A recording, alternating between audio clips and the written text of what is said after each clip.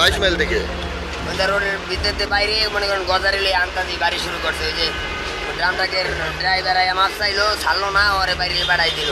ভাই ভাঙ্গা গাড়ি লয়ে গেছে, পরে ধরছে এই গাড়িটা। শিকার হবো, এই যে আমার ক্ষতিটা হয়েছে, আমাদের এই যে ক্ষতিগুলো কে দিল? গাড়ি গেছে, যদি আমার ড্রাইভারটা তো দেখছেন জায়গায় জায়গায় মানে আগুনের ইয়ে উঠে গেছে। আজকে আমরা বাংলাদেশে এইরকম রাজনীতি চাই না।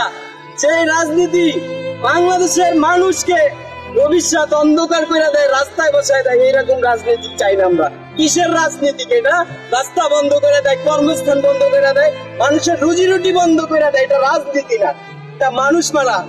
এই রাজনীতি আমরা চাই না। যে আমার গাড়িটা পুরাই দিল, পুরা দেওয়ার পরে এত বড় ক্ষয়ক্ষতি হলো, আমি নিজে পুলিশের কাছে সমর্থন করে আমি থানায় আসি, আমি নিজে বাদী হয়ে তাদের নামে আমি একটা মামলা করছি। আমার যেটা আমার ক্ষয়ক্ষতি করছে, আমার ক্ষতি করছে, আমার ভয় করলে তো হবে না। আমি তো সেদিন মারাই গেছিলাম, আমার তো মারাই ফেলা দিতে লাগছিল।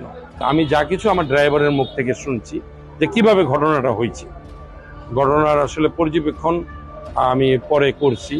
তারপরে একটা মামলা হয়েছে, আমার ড্রাইভার বাদী হয়ে একটা মামলা করছে, আমি শুনছি। তো আসলে আমার এই গাড়িটা অনেক ক্ষয়ক্ষতি হয়ে গেছে। গাড়িটা আমার মনে হয় যে 8-9 লাখ টাকার নিচে